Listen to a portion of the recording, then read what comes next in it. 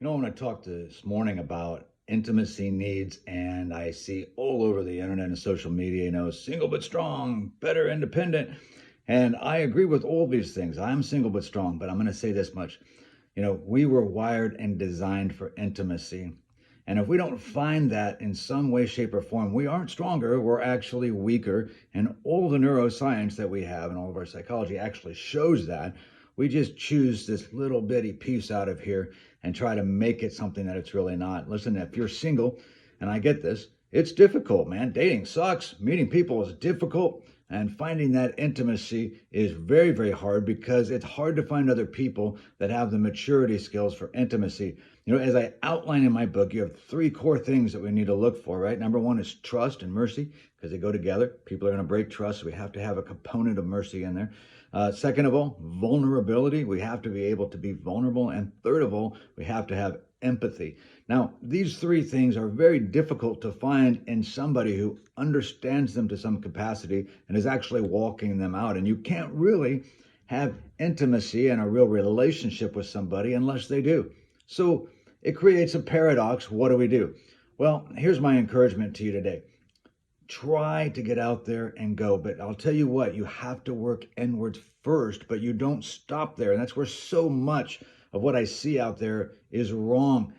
It's not about me and myself and I'm good enough and I don't need anybody else. Well, you do, unless you've got some bizarre gift of celibacy, which you probably don't have. You need somebody else, and that's a good thing. You know why? Because you need somebody to challenge you. We get caught up in justified selfishness and we're got our set in our little ways and we don't grow anymore. All the science shows this. Relationships help you to grow. So I encourage you to not only look and believe for that romantic partner who can actually enrich your life, but challenge you. It's not just about being carried off on a white horse, right? We have to be challenged and we want somebody that's going to provoke us and make us grow. But we have to be willing to receive that. And that's one of the biggest problems I see today. Justified selfishness says, no, I don't need you. I don't want to listen to you. I don't want to change my ways. And that is a pathway to, death, right? And sickness and disorder. That is not the pathway to health and to life and to happiness.